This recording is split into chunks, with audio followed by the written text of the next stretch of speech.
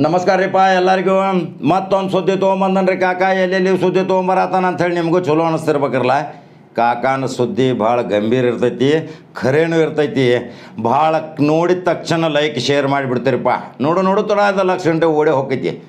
ಅದಕ್ಕೆ ಏನು ಸುದ್ದಿ ಹೇಳಕ್ಕೆ ಬಂದನ, ಅಚ್ಚೇ ದಿನ ಆಯಂಗೆ ನಾ ಖಾऊंगा ನಾ ಖಾನೆ ದೂಂಗಾ.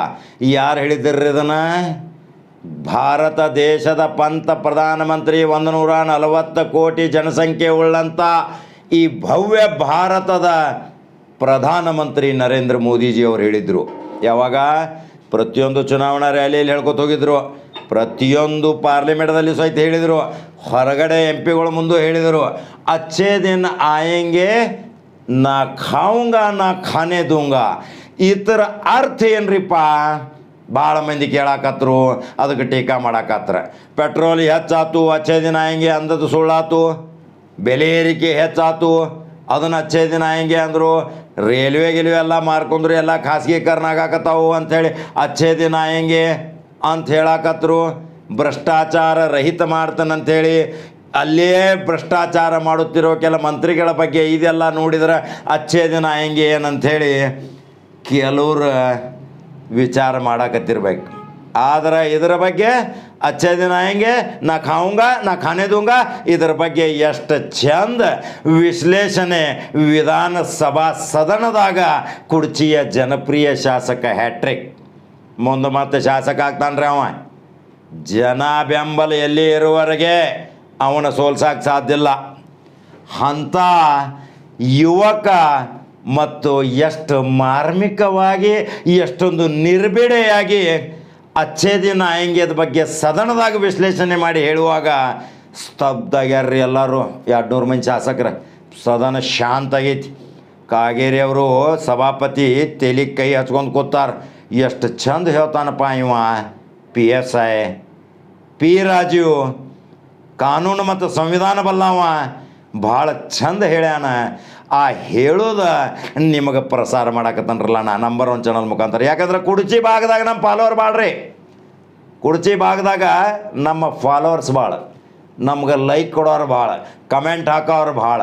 ಆದ್ರೆ ಇಲ್ಲಿ ಜಾತಿ ಭೇದ ಪಂಥಕ್ಕೆ ಸಂಬಂಧ ಇಲ್ಲದಂಥ ಏಕೈಕ ಅಲ್ಲಿ ರಾಜಕೀಯದಲ್ಲಿ ಒಬ್ಬ PSI ಆಗಿ ಬಂದು ಒಬ್ಬ MLA ಆಗಿ ಸಂಪುಟ ದರ್ಜೆ ಸ್ಥಾನಮಾನ ಹೊಂದಿದಂಥ ನಿಗಮದ ಅಧ್ಯಕ್ಷವಾಗ್ತಾನಂದ್ರೆ ಏನು ಮಾಮೂಲಿ ಏನ್ರಿ? ಎಲ್ಲೋ ಶಿವಮೊಗ್ಗದಿಂದ ಬಂದು ನೌಕರಿಗೆ ನನ್ನ ಮಗ PSI ಆಗಿ ಜನಸೇವೆ ಮಾಡಲಿ ಅಂಥೇಳಿ ಅವರ ತಾಯಿ ಹರಿಸಿ ಕಳಿಸಿದಾಗ, ಆದ್ರೆ ಆ ಮಹಾತಾಯಿಯ ಆಸೆ ಇನ್ನೂ ಹೆಚ್ಚಾತ್ರಿ. ಕರ್ನಾಟಕದ ಜನತೆಯ ಸೇವೆ ಮಾಡುವಂಥ ನನ್ನ ಮಗ ಇಷ್ಟು ಬೆಳಿತಾನಂತೇಳಿ ಆ ಮಹಾತಾಯಿ ವಿಚಾರ ಮಾಡಿರ್ಕಿಲ್ಲ ರಾಜು ಅವ್ರ ತಾಯಿ. ಆದ್ರೆ ಪರಿಸ್ಥಿತಿ ನೋಡ್ರಿ, ಇವೆಲ್ಲ ನೋಡೋಕೆ ಹಿರಿಯರು ಸಹಿತ ನಮ್ಮ ಕಣ್ಣು ಮುಂದೆ ಇರಬೇಕು ಅನಿಸೈತಲ್ರಿ. ನಾವೇನು ಸಾಧನೆ ಮಾಡ್ತೀವಿ, ನಮಗೂ ನೋವು ಆಕೈತೆ ಒಮ್ಮೊಮ್ಮೆ. ನಾವು ಇಷ್ಟೊಂದು ದೊಡ್ಡ ಚಾನಲ್ ಬೆಳೆಸೇವಿ, ಇಷ್ಟು ಫ್ಯಾನ್ ಆಗ್ಯಾರ, ಇಷ್ಟು ಕೋಟ್ಯಾಂತರ ಜನ ನೋಡ್ತಾರ. ಆದರೂ ನಮ್ಮ ಹಿರಿಯರು ಇದನ್ನು ನೋಡಬೇಕಾಗಿತ್ತು ಅನ್ನೋದು ನಮಗೂ ಆಸೆ ಇರ್ತೈತಿ. ಆದ್ರೆ ಆ ಭಗವಂತ ಒಳ್ಳೊಳ್ಳೆ ಹಣ್ಣುಗಳನ್ನು ಆರಿಸ್ಕೊಂಡು ತೋತಾನ್ರಿ. ಪ್ಯಾಟ್ಯಾಗ ಹೋಗ್ತೀರಿ ನೀವು, ಪ್ಯಾಟ್ಯಾಗ ಹೋದ ತಕ್ಷಣ ಕೆಳಗಿನ ಮ್ಯಾಗಿಂದ ನೋಡಿ ಹಣ್ಣು ತೊಗೋತಿರೋ, ಏನು ಸಿಕ್ಕ ತುಂಬ್ಕೊಂಬರ್ತಿರೋ, ಹಂಗೆ ಒಳ್ಳೊಳ್ಳೆ ಜನರನ್ನು ದೇವರು ತೊಗೋತಾನೆ. ಆ ಒಳ್ಳೊಳ್ಳೆ ಜನರನ್ನು ದೇವರು ತೊಗೊಂಡು ಹೋದ ಮೇಲೆ ಇಲ್ಲಿ 70-80 ವಯಸ್ಸಿಂದ ಇನ್ನೂ ಹಾಸಿಗೆಯಾಗ ನರಳಾಡ್ತಾರೆ. ಯಾಕ್ರಿ? ಅದಕ್ಕೆ ಹೇಳಬೇಕಾಕೈತಿರಲ್ಲ, ಸಮಾಜ ಸೇವೆಯಲ್ಲಿ ನಿನಗೆ ಅಧಿಕಾರ ಕೊಟ್ಟಾಗ, ಜನಾಭಿಪ್ರಾಯ ಮುಖಾಂತರ ಜನಾಶೀರ್ವಾದ ಸಿಕ್ಕಾಗ, ನೀ ಶಾಸಕ ಆದಮೇಲೆ, ನೀವೊಂದು ನಿಗಮ ಮಂಡಳಿ ಅಧ್ಯಕ್ಷ ಆದಮೇಲೆ ಜನಸೇವೆ ಮಾಡಬೇಕನ್ನೋದು ನನ್ನ ಪರಮಸಿದ್ಧ ಹಕ್ಕು ಅನ್ನೋದು ಸದನದಲ್ಲಿ ತೋರಿಸಿಕೊಟ್ಟಂಥ ಏಕೈಕ ಶಾಸಕ ಅಂದ್ರೆ ಪಿ ರಾಜು ಮಾತಾಡಕ್ಕೆ ಮತ್ತು ಬುದ್ಧಿವಂತದಾಗ ಭಾಳ ಶಾಣ್ಯಾರಿ. ನೋಡಿರಲ್ಲ ಸದನದಾಗ ಹೆಂಗೆ ಮಾತಾಡ್ತಾರೆ. ಅವಕಾಶ ಸಿಕ್ಕಾಗ ಸದನದ ಸಮಯವನ್ನು ಹಾಳು ಮಾಡಲ್ದ ಮಾರ್ಮಿಕವಾಗಿ ತನ್ನ ಕ್ಷೇತ್ರದ ಜ್ವಲಂತ ಸಮಸ್ಯೆ ಮತ್ತು ಯಾರ ಬಗ್ಗೆ ದೇಶದ ಮಂತ್ರಿ ಬಗ್ಗೆ ಟೀಕೆ ಮಾಡಿದ್ದು ಅದನ್ನು ಸರಿಯಾದ ಉತ್ತರ ಕೊಟ್ಟಂಥ ಈ ಪಿ ರಾಜು ಇನ್ನು ಮೋದಿನ ಕರೆದು ಮಾತಾಡ್ಸ್ಬೇಕ್ರಿ. ನೋಡ್ರಿ, ಸರಿಯಾಗಿ ಮಾತಾಡೋಕೆ ಬರಲ್ದಂತ ಎಡವಟ್ಟು ಮಾಡ್ಕೋತಾರೆ ಈಶ್ವರಪ್ಪನಂತವ್ರು. ಏನೇನೋ ಮಾತಾಡಕ್ಕೆ ಹೋಗಿ ಏನೇನೋ ಮಾತಾಡಿಬಿಡ್ತಾರೆ. ಆ ನಾಲಿಗೆಗೆ ಮೆದುಳಿಗೆ ಲಿಂಕ ಇರೋದಿಲ್ಲ. ಆದ್ರೆ ಅದ ಒಂದು ದೊಡ್ಡ ಘೋರಾಗಿ ಇವತ್ತು ರಾಜೀನಾಮೆ ಕೊಡುವಂಥ ಪರಿಸ್ಥಿತಿ ಬರ್ತಾವೆ. ಸದನ ಅಂದ್ರೆ ಕೈ ಮುಗಿದು ಒಳಗೆ ಹೋಗ್ತಾರೆ. ಅಲ್ಲಿ ಸಭಾಪತಿ ಅಂದ್ರೆ ಒಂದು ದೇವರಿದ್ದಂಗೆ ರೀ. ಅಲ್ಲಿ ಸದನದಾಗ ಸಂವಿಧಾನ ಪ್ರಕಾರ ಪ್ರತಿಯೊಂದು ಕಾರ್ಯಕಲಾಪ ನಡೀತೈತಿ. ಎಷ್ಟು ಗೌರವದಿಂದ ಅಲ್ಲಿ ಹೋಗ್ತೀರಿ. ಅಲ್ಲಿ ಎಷ್ಟೊಂದು ನಿಮ್ಮ ಜ್ವಲಂತ ಸಮಸ್ಯೆಗಳ ಬಗ್ಗೆ ಅಧ್ಯಕ್ಷರು ಮತ್ತು ಅಲ್ಲಿ ಇರುವಂಥ ಮಂತ್ರಿಗಳ ಗಮನ ಸೆಳೆದು ನಿಮ್ಮ ಕ್ಷೇತ್ರ ಸುಧಾರಣೆಗಾಗಿ ನಿಮ್ಮ ಮತದಾರನ ಅಪೇಕ್ಷೆ ಮೇರೆಗೆ ನಿಮ್ಮ ಮತದಾರನ ಆಸೆ ನೆರವೇರಿಸಲಿಕ್ಕೆ ನಿಮ್ಮನ್ನು ಸದನಕ್ಕೆ ಕಳಿಸಿರ್ತಾರೆ. ಆ ಸದನದ ಉಪಯೋಗ ತೊಗೋಬೇಕಲ್ರಿ. ಆ ಸದನದ ಉಪಯೋಗ ತಗೊಳ್ಳುವಂಥ ಈ ಪಿ ರಾಜುವಿನ ಬಗ್ಗೆ ಹೇಳಕ್ಕೆ ಬಂದನೆ. ಪಿ ರಾಜು ಇವತ್ತು 3ನೇ ಸಾರಿ ಶಾಸಕಾಗಿ, ಇನ್ನು 4ನೇ ಸಾರಿ ಶಾಸಕಾಗಿ, ಇನ್ನು ಮಂತ್ರಿ ಆಗುವಂಥ ಪರಿಸ್ಥಿತಿ ನಿರ್ಮಾಣ ಮಾಡ್ಕೊಂಡಾನ್ರಿ. ಅಲ್ಲಿ ಅಂಥ ನೆಟ್ವರ್ಕ್ ಮಾಡ್ಯಾನ. ಯಾರೋ ಹೋದರೂ ಸಹಿತ ಸೌಜನ್ಯದಿಂದ ಮಾತಾಡಿ ಹೆಗಲ ಮೇಲೆ ಕೈ ಇಟ್ಟು ಮಾತಾಡ್ತಾನಂದ್ರೆ ಇಂಥ ಶಾಸಕರು ಅದಾರಲ್ರಿ ನಮ್ಮ ಬೆಳಗಾವಿ ಜಿಲ್ಲಾ ಮತ್ತು ಉತ್ತರ ಕರ್ನಾಟಕದಾಗ. ಶಿವಮೊಗ್ಗದಿಂದ ಬಂದಂಥ ಈ ಕುಟುಂಬ. ಆದ್ರೆ ಕುಡ್ಚಿ ಒಂದು ಮಾಸಾಬಿ ದರ್ಗಾ ಆಶೀರ್ವಾದ, ಸರ್ವಧರ್ಮದ ಆಶೀರ್ವಾದ, ಈ ಎಲ್ಲ ಜಾತಿ ಜನಾಂಗದವ್ರ ಜೊತೆ ವಿನಿಮಯ ಮಾಡಿಕೊಂಡು ತನ್ನ ಕ್ಷೇತ್ರದ ಸಮಸ್ಯೆ ಸದನದಲ್ಲಿ ಎಷ್ಟು ಚಂದ ಮಾತಾಡಿದ್ದು ಇವತ್ತು ತೋರ್ಸಾಕತ್ತ. ವಿಡಿಯೋ ನೋಡ್ರಿ. ಈ ವಿಡಿಯೋ ನೋಡಿದ ತಕ್ಷಣ ಅವರ ಲಕ್ಷಾಂತರ ಅಭಿಮಾನಿಗಳ ಲೈಕ್ ಮತ್ತು ಶೇರ್ ಮಾಡಿರಿ, ಫಾಲೋ ಮಾಡಿರಿ. ಕುಡ್ಚಿ ಬಗ್ಗೆ ಇನ್ನೂ ನನಗೆ 4 ವಿಡಿಯೋ ಮಾಡೋದೈತಿ. ರಾಜೀವ್ನ ಪ್ರತಿಸ್ಪರ್ಧಿ ವ್ಯಕ್ತಿ ಯಾರು ಅನ್ನೋದು ಇನ್ನೂ ನನಗೆ ಸಿಗವಾರ. ವಿಚಾರ ಮಾಡಿ ನೋಡಿನಿ. ಆದ್ರೆ ನೇರ ಸ್ಪರ್ಧೆ ಕೊಡುವಂಥ ಅಲ್ಲಿ ಯಾರು ತಯಾರಾಕಾರ ಇನ್ನು ಕಾದು ನೋಡ್ಬೇಕಾಕೈತಿ. ಯಾಕಂದ್ರೆ ರಾಜೀವ್ ಅಂತ ಅಲ್ಲಿ ಇಷ್ಟು ಚಂದ ಅಖಾಡ ತಯಾರು ಮಾಡಿ ಬೇಲಿ ಹಾಕ್ಯಾನು. ಆ ಬೇಲಿ ದಾಟಬೇಕಾದ್ರೆ ಭಾಳ ಗಂಡ ಮೆಟ್ಟಿನ ನಾಡಿನ ವ್ಯಕ್ತಿನ ಬೇಕು. ಹಂಗಾದ್ರೆ ಇನ್ನು 2-3 ವಿಡಿಯೋ ಮಾಡೋದನ್ನು ಕುಡ್ಚಿ ಮತಕ್ಷೇತ್ರದ ಉತ್ತರ ಕರ್ನಾಟಕದ ಸಮೀಕ್ಷೆ ಮಾಡ್ಕೋತ ಬನ್ನಿ. ಇನ್ನು ಪ್ರತಿಯೊಂದು ಕ್ಷೇತ್ರದ ಸಮೀಕ್ಷೆ ಮಾಡ್ಕೋತ ಹೋಗ್ತಾನೆ. ಒಂದೊಂದು ಕ್ಷೇತ್ರದ ಒಂದೊಂದು ವಿಡಿಯೋ ಇನ್ನು ಮುಂದೆ. ಅದರ ಸಲುವಾಗಿ ನನ್ನ ಕಮೆಂಟ್ ಬಾಕ್ಸ್ನ ನಿಮ್ಮ ಮನಸ್ಸಿಗೆ ತಿಳಿಸ್ಕೋತವ್ರಿ. ಯಾರ್ಯಾರ ಪ್ರಬಲ ಲಾಭಿಯಿಂದ ಅಲ್ಲಿ ಶಾಸಕರ ಹೊಂಟಾರ ಅದನ್ನು ನನಗೆ ತಿಳಿಸ್ರಿ. ಆ ಸುದ್ದಿ ನಾ ಪ್ರಸಾರ ಮಾಡ್ತಾನೋ. ಹಂಗಾದ್ರೆ ರಾಜು ಏನು ಮಾತಾಡ್ಯಾರ ನೋಡ್ರಿ. ಮತ್ತೆ ಬೇರೆ ಸುದ್ದಿ ಹೋಗಿ ಬರಲ್ರಿಪ್ಪ. ನಮಸ್ಕಾರ. ಅಚ್ಚೇ ದಿನ್ ಕಬ್ ಆಯೇಗಾ ಅಂತ ಹೇಳಿ ಕೇಳ್ತಿರ್ತಾರಲ್ಲ, ಇವರ ಕಣ್ಣಿಗೆ ಯಾಕೆ ಅಚ್ಚೇ ದಿನಗಳು ಕಾಣ್ತಾ ಇಲ್ಲ? ಸ್ವಾತಂತ್ರ್ಯ ಬಂದು 70 ವರ್ಷ ಆದರೂ ಕೂಡ ಈ ಭಾರತ ದೇಶದಲ್ಲಿ 18,000ಕ್ಕಿಂತ ಹೆಚ್ಚು ಗ್ರಾಮಗಳು ಕಗ್ಗತ್ತಲೆಯಲ್ಲಿ ಮುಳುಗಿದ್ವಲ್ಲ. ಈ ದೇಶದ ಪ್ರಧಾನಮಂತ್ರಿ ನರೇಂದ್ರ ಮೋದಿ ಅವರು ಅಧಿಕಾರವನ್ನ ಸ್ವೀಕಾರ ಮಾಡಿ ಕೇವಲ 1,000 ದಿನದಲ್ಲಿ 18,000 ಗ್ರಾಮಗಳಿಗೆ ವಿದ್ಯುತ್ ಅನ್ನ ಸಂಪರ್ಕ ಕೊಟ್ರಲ್ಲ. ಇದು ನಿಮಗೆ ಅಚ್ಚೇ ದಿನ ಅಲ್ವಾ? ಬೆಳಕು ಯೋಜನೆಯಲ್ಲಿ ಕರ್ನಾಟಕದಲ್ಲಿ ಇದ್ದಂತಹ 1,20,000 ಕುಟುಂಬಗಳಿಗೆ ಕರ್ನಾಟಕದ ಪ್ರತಿಯೊಂದು ಕತ್ತಲೆಯಲ್ಲಿ ಇದ್ದಂತಹ ಮನೆಗಳಿಗೆ ಬೆಳಕನ್ನ ಕೊಟ್ಟವಲ್ಲ. ಇದು ನಿಮಗೆ ಅಚ್ಚೇ ದಿನ ಅಲ್ವಾ?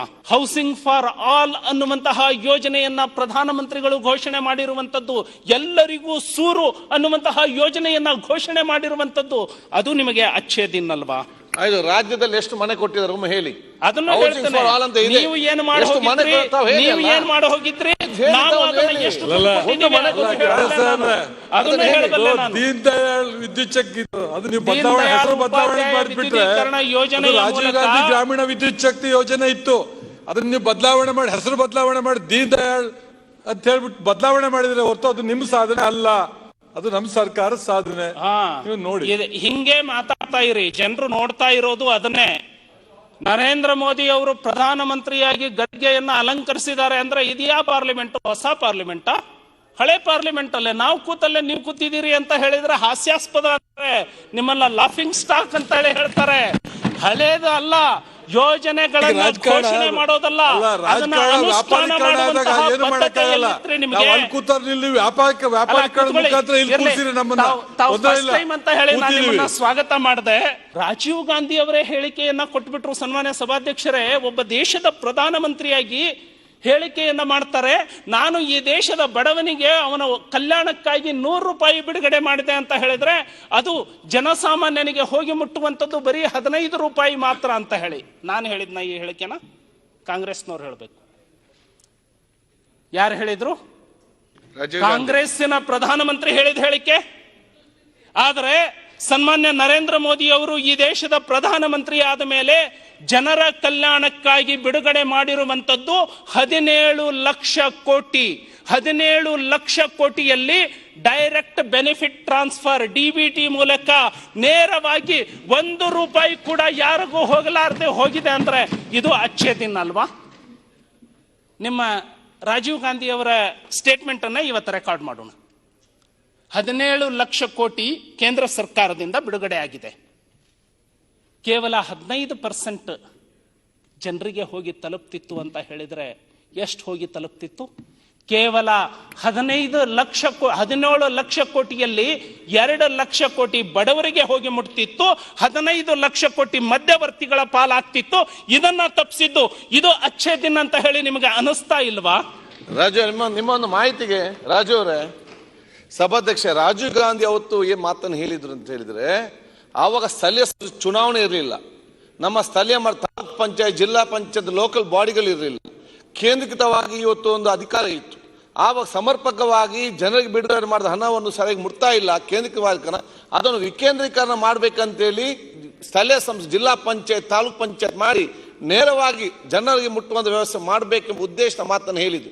ಆದ್ರೆ ತಾವು ಇವತ್ತು ಏನ್ ಮಾಡಿದ್ರಿ? ಜಿಲ್ಲಾ ಪಂಚಾಯತ್, ತಾಲೂಕ್ ಪಂಚಾಯತ್ ಚುನಾವಣೆ ನಡೆಸಿ ಕೇಂದ್ರೀಕೃತಗೊಳಿಸಿಕೊಂಡು ಗ್ರಾಮ ಪಂಚಾಯತ್ ಬರುವಂತ 15th ಫೈನಾನ್ಸ್ ಅನುದಾನ ಏನಿದೆ ಅದರ 12 ಲಕ್ಷ ಕಟ್ ಮಾಡಿಕೊಂಡು ಅದನ್ನೇ ಮಾಡುವಂತ ವಿಚಾರ ಇದೆ. ಅಲ್ಲ, UT ಖಾದರ್ ಅವರು ಹೇಳ್ತಾ ಇರೋದು ಅವಾಗ ಗ್ರಾಮ ಪಂಚಾಯಿತಿಗಳು ಇರ್ಲಿಲ್ಲ, ಇವು ಇರ್ಲಿಲ್ಲ ಅಂತ ಹೇಳಿ. ಈಗ ಗ್ರಾಮ ಪಂಚಾಯಿತಿಗಳು ಬಂದಾಗ್ಲೂ ಕೂಡ ನಡೀತಾ ಇರ್ಲಿಲ್ವಾ? GPS ಬರೋದಕ್ಕೆ ಮುಂಚೆ ಒಂದು ಮನೆಯನ್ನ ಎಷ್ಟು ಜನ ನಿಂತು ಫೋಟೋ ತಕ್ಕೊಂಡು ದುಡ್ಡನ್ನ ಬಿಡುಗಡೆ ಮಾಡ್ಕೊಂಡ್ರು? ನೋಡಿ, ನಾನು ಹೇಳುವಂತದ್ದು ಕೃಷಿ ಸಮ್ಮಾನ್ ಯೋಜನೆ, ಕೃಷಿ ಸಮ್ಮಾನ್ ಯೋಜನೆಯ ಹಣವನ್ನ ಗ್ರಾಮ ಪಂಚಾಯಿತಿ ಮೂಲಕ ನಾವು ಕೊಡ್ತಾ ಇದ್ದೀವಾ? ಕೃಷಿ ಸಮ್ಮಾನ್ ಯೋಜನೆಯಲ್ಲಿ ಈ ದೇಶದ ಲಕ್ಷಾಂತರ ಕುಟುಂಬಗಳಿಗೆ ನಾವು ನೇರವಾಗಿ ನಗದು ಹಣವನ್ನ ವರ್ಗಾವಣೆ ಮಾಡ್ತೀವಿ. ನೀವು ಅದನ್ನ ನಾನು ಅಭಿನಂದಿಸಿ, ನಿಮ್ಮ ಮಾತಿಗೆ ನಾನು ಒಪ್ತೇನೆ.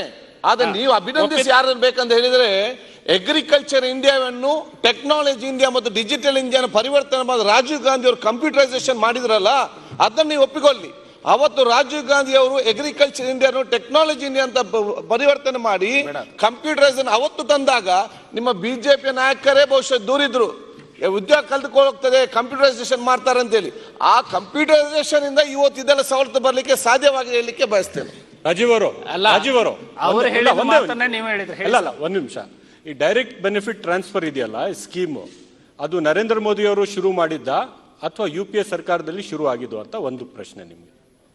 ಡೈರೆಕ್ಟ್ ಬೆನಿಫಿಟ್ ಟ್ರಾನ್ಸ್ಫರ್ ನೇರವಾಗಿ ಫಲಾನುಭವಿಗಳ ಖಾತೆಗೆ ಟ್ರಾನ್ಸ್ಫರ್ ಹೋಗ್ತಕ್ಕಂಥದ್ದು ಅಲ್ಲ.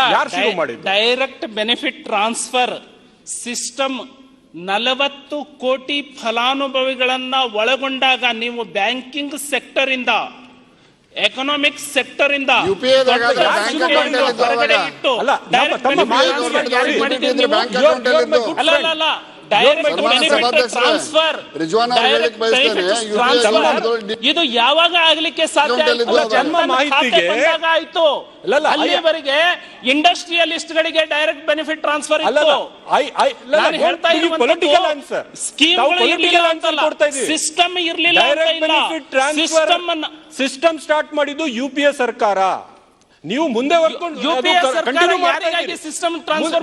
ಮುಂದೆ ಕಂಟಿನ್ಯೂ ಮಾಡ್ಕೊಂಡು ಹೋಗ್ತಾ ಇದ್ದೀರಿ. ಓಕೆ ಸರ್, ನಾವು ಒಪ್ಕೊಳ್ತೀನಿ. ನೀವು ಡೈರೆಕ್ಟ್ ಕ್ಯಾಶ್ ಟ್ರಾನ್ಸ್ಫರ್ ಅಂತ ನಾವು ಹೆಸರು ಇಟ್ಟಾಗ ಬಿಜೆಪಿ ಅವರೇ ನಮ್ಗೆ ಆಲೋಚನೆ ಮಾಡಿದ್ರು, ಕ್ಯಾಶ್ ಟ್ರಾನ್ಸ್ಫರ್ ಅಂದ್ರೆ ಬೇರೆ ಸಂದೇಶ ಸ್ಟಾಪ್ ಮಾಡಿ ಅಂತ. ಸನ್ಮಾನ್ಯ ಸಭಾಧ್ಯಕ್ಷರೇ, ಅದಕ್ಕೆ ನಿಮ್ಗೆ ಡೈರೆಕ್ಟ್ ಬೆನಿಫಿಟ್ ಟ್ರಾನ್ಸ್ಫರ್ ಅದನ್ನ ನರೇಂದ್ರ ಮೋದಿ ಅವರೇ ತಂದ್ರು ಅಂತ ಹೇಳಿ ನಾನು ಹೇಳ್ತಾ ಇಲ್ಲ. ಟೆಕ್ನಾಲಜಿ ಡೆವಲಪ್ ಆಗಿತ್ತು, ಆದ್ರೆ ಅಲ್ಲ ಸರ್, ನಾನು ಹೇಳ್ತಾ ಇರುವಂತದ್ದು ನೀವು 80% ಪಾಪ್ಯುಲೇಷನ್ ಸೆಕ್ಟರ್ ನ ಹೊರಗಿಟ್ಟು, ಬ್ಯಾಂಕಿಂಗ್ ಸೆಕ್ಟರ್ ನ ಹೊರಗಿಟ್ಟು ಯಾರಿಗೆ ಮಾಡ್ತಾ ಇದ್ರಿ ಡೈರೆಕ್ಟ್ ಬೆನಿಫಿಟ್ ಟ್ರಾನ್ಸ್ಫರ್? ಇಲ್ಲೇ ತಾವು ಮಿಸ್ಲೀಡ್ ಮಾಡ್ತಾರೆ. ಸನ್ಮಾನ್ಯ ನರೇಂದ್ರ ಮೋದಿ ಅವರು ಯಾವಾಗ ಜನಧನ್ ಖಾತೆಯನ್ನ ಜಾರಿಗೆ ತಂದ್ರು ಆವಾಗ 17 ಲಕ್ಷ ಕೋಟಿ ಹಣವನ್ನ ಯಾವುದೇ ಮಧ್ಯವರ್ತಿಯ ಹಸ್ತಕ್ಷೇಪ ಇಲ್ಲದೆ ಕೃಷಿ ಸಮ್ಮಾನ್ ನಿಧಿಯನ್ನ ರಾಜ್ಯ ಸರ್ಕಾರ ಕೊಟ್ಟಿದ್ದ ಅದ್ ನಾವು ಶುರು 4,000 ಸೇರಿಸಿ ತಾವು continue ಮಾಡಿದ್ದೀರಿ ಅಷ್ಟೇ.